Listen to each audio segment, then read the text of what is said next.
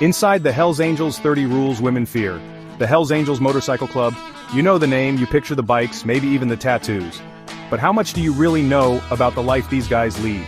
See, the Hells Angels are all about brotherhood, governed by a strict set of rules that dictate everything from how they ride to how they treat each other. And trust me, these ain't your grandma's book club guidelines. We're talking about a code of conduct that's been forged over decades, built on loyalty, respect, and a whole lot of hard living. Now I know what you're thinking. Mike, why are we talking about a motorcycle club on a channel about dirty jobs? Well, I'll tell you, the work these guys do to maintain their lifestyle, their brotherhood, that's a job in itself. And it's a job that comes with a whole lot of rules, some of which are particularly interesting to the women in their lives. So buckle up, folks, because we're about to take a ride deep into the world of the Hells Angels and uncover 30 rules that women fear the most. You can't just Google how to join the Hells Angels and expect a step-by-step guide. Nope, these guys don't believe in handing out pamphlets. To even get a foot in the door, you gotta earn their trust, and that takes time. Think of it like an apprenticeship, except instead of learning a trade, you're proving your loyalty and dedication to the club. First, you're a hang-around, basically an intern of the biker world, hanging out, doing odd jobs, showing you're good people. If you don't screw that up, you might graduate to prospect status. Think of it like being pledged to a fraternity, but instead of toga parties, you're dealing with a whole different kind of initiation. It's a long, tough road, and not everyone makes the cut. These guys are serious about who they let into their inner circle. Now, respect is huge for these guys. Treat a Hells Angel right, and he'll treat you right back. But disrespect the club, their colors, or their way of life, well, that's a different story. It's like messing with a mama bear and her cubs. Things are gonna get messy. And they don't care who you are. Neighbor, journalist, or another biker gang, step out of line, and there will be consequences. This ain't just some empty threat either. They've got a reputation to uphold, and they take it seriously. It's like the old saying goes, respect is earned, not given. And in the world of the Hells Angels, earning that respect is a full-time job. You know how people get possessive over their favorite sports team? Well, multiply that by 1,000, and you might get close to how the Hells Angels feel about their logo. That winged skull isn't just a cool design, it's a symbol of their brotherhood, their history, their entire way of life. They've trademarked the hell out of it and aren't afraid to lawyer up if they think someone's trying to profit off their name. Even Disney learned that lesson the hard way. These guys might be outlaws, but they understand the law well enough to use it to protect what's theirs. It's their brand, their identity, and they'll defend it to the death. Chapter 4. Tough guys with soft spots. Don't let the rough exterior fool you. These guys have hearts too. Shocking, right? You might see them raising hell on the open road, but you'll also find them lending a hand in their communities. Toy drives during the holidays, charity rides for veterans, even helping out after natural disasters. They've got a soft spot for those in need. It's a side of them you don't always hear about, but it's there. They understand that being a part of a community means more than just wearing a patch. It means stepping up and giving back. Chapter 5. Respecting the turf. Imagine the biker world as a giant map, with each chapter claiming their territory. You don't just waltz into another charter's backyard and start throwing your weight around. That's a surefire way to start a turf war, and trust me, you don't want to be caught in the crossfire. It's all about respect, man. You stick to your territory, they'll stick to theirs, and everybody's happy. It's like a biker version of international diplomacy, only with a lot more leather and engine noise. Chapter 6. No rain checks allowed. When the Hells Angels plan a ride or an event, you show up. No excuses, no exceptions. It's about commitment, brother. These guys value their time together, and skipping out on a club event is a major sign of disrespect. It's like ditching your family reunion, only with a lot more beards and tattoos. These events are where they bond, share stories, and reinforce the ties that make them more than just a bunch of guys who like to ride motorcycles. It's about brotherhood, and that's sacred.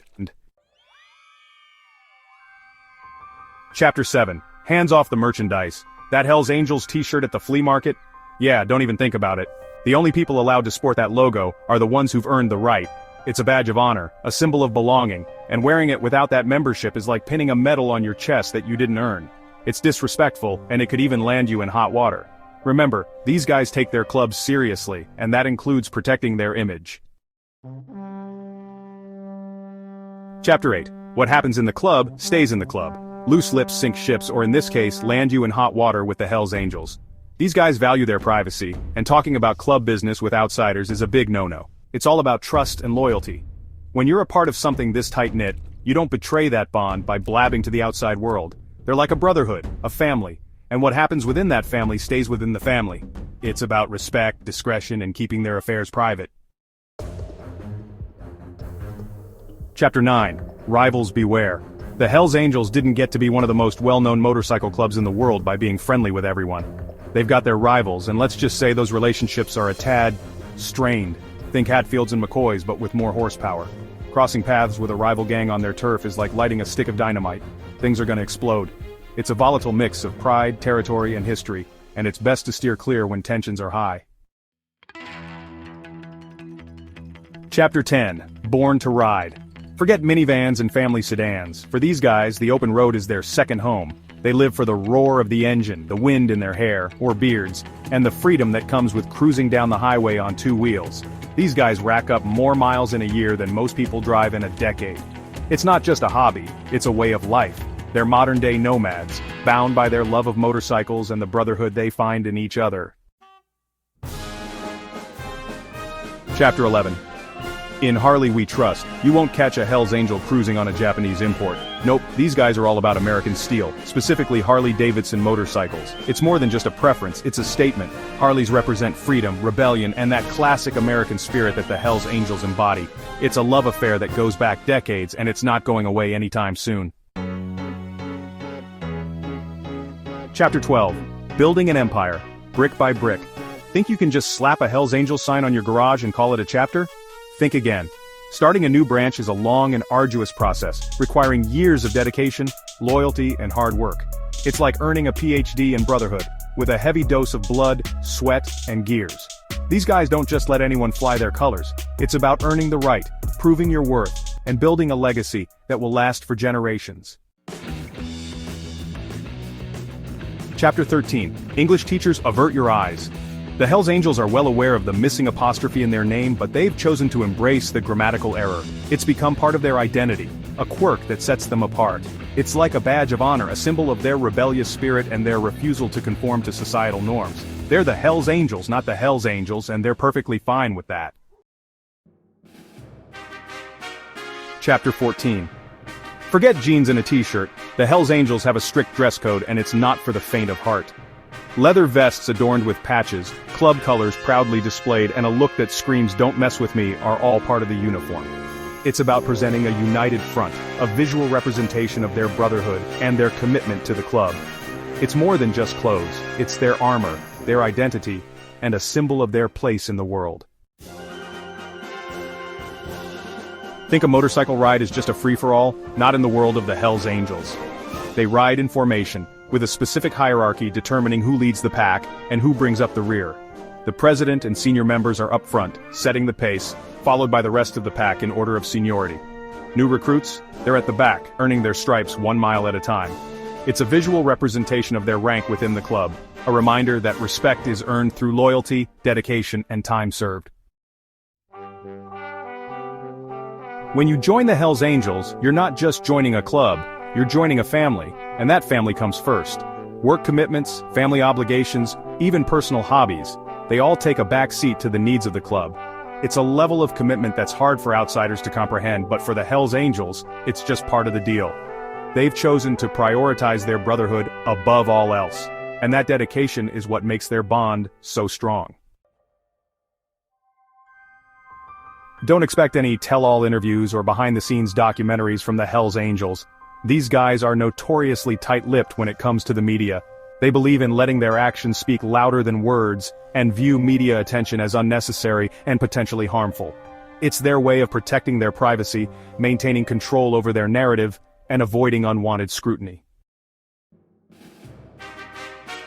That leather vest with the Hells Angels emblem isn't just a fashion statement, it's a sacred symbol of belonging. Earned through years of dedication and sacrifice, it represents the wearer's commitment to the club and everything it stands for. It's treated with the utmost respect, cared for meticulously, and guarded with the ferocity of a mama bear protecting her cubs. It's a physical manifestation of their brotherhood, a tangible reminder of the bond they share.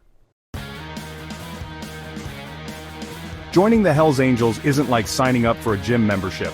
There's no application form, no interview process, and definitely no free trial period.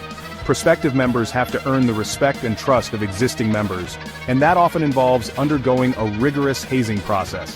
It's not for the faint of heart, but it's a crucial part of proving your worthiness and demonstrating your commitment to the Brotherhood. Think you're too good to scrub toilets or run errands? Think again.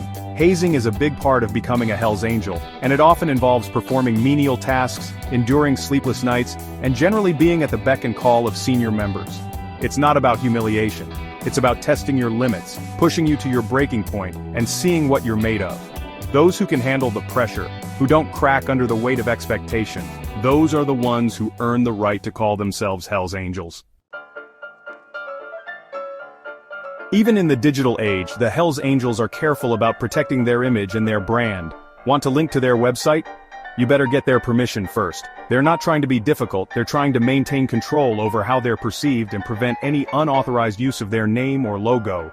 It's about respecting their boundaries both online and off. Joining the Hell's Angels is a decision that will impact every aspect of your life. It's a 24/7, 365-day commitment that requires sacrifices, compromises, and a willingness to put the needs of the club above your own. It's not a decision to be taken lightly, and once you're in, there's no turning back. It's a lifetime membership, for better or for worse. There's a strict no cops allowed policy within the Hell's Angels. It stems from a history of tension and mistrust between law enforcement and motorcycle clubs, and it's a line they refuse to cross. They value their independence, their freedom, and their right to live by their own code, and that doesn't always sit well with those sworn to uphold the law. It's a complex relationship fraught with tension and a history that's not easily forgotten. Think biker meetings are just a bunch of guys sitting around drinking beer and talking about motorcycles? Not quite. The Hell's Angels run their meetings with a surprising amount of formality, adhering to Robert's Rules of Order and imposing fines for interruptions or breaches of protocol. It's about maintaining order, ensuring that everyone has a voice, and conducting business with a degree of decorum that might surprise those who only see the leather and the tattoos. In a world where trust is hard to come by, the Hell's Angels value loyalty above all else. Betrayal is the ultimate sin, a transgression that's rarely forgiven. They rely on each other for support, protection, and camaraderie, and violating that trust is like stabbing your brother in the back. It's a line you don't cross, a code you live by, and a bond that's unbreakable. Despite the popular image of outlaw bikers fueled by drugs and alcohol, many Hell's Angels chapters have strict rules against drug use among their members. They recognize the destructive nature of addiction and the threat it poses to their brotherhood, and they're not afraid to take a hard line against it. It's about protecting their own, maintaining order, and ensuring the longevity of their club.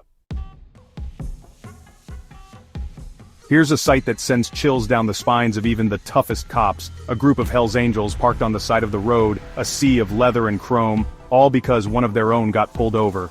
It's a show of solidarity, a message that you don't mess with one of theirs without answering to all of them. It's intimidating, it's powerful, and it's a reminder that the Brotherhood is always watching out for their own. There's no such thing as retirement in the world of the Hell's Angels. Once you're in for life. It's a commitment that extends beyond the grave, with fallen brothers remembered and honored with the same respect and loyalty they showed in life. It's a testament to the enduring power of brotherhood, a reminder that the bonds forged in leather and steel transcend even death itself. The Hell's Angels don't have a rule book for show. Break the rules and you face the consequences. It might be a fine, a beating, or even expulsion from the club, but one thing's for sure. They don't tolerate disrespect, disloyalty, or actions that bring shame upon the Brotherhood. It's a harsh reminder that the price of membership is eternal vigilance, unwavering loyalty, and a willingness to live by the code. You won't find women wearing the Hell's Angels patch, but that doesn't mean they're absent from the biker world. Wives, girlfriends, daughters, they all play a role in the lives of these men, offering support, companionship, and a sense of normalcy in a world that often feels anything but normal.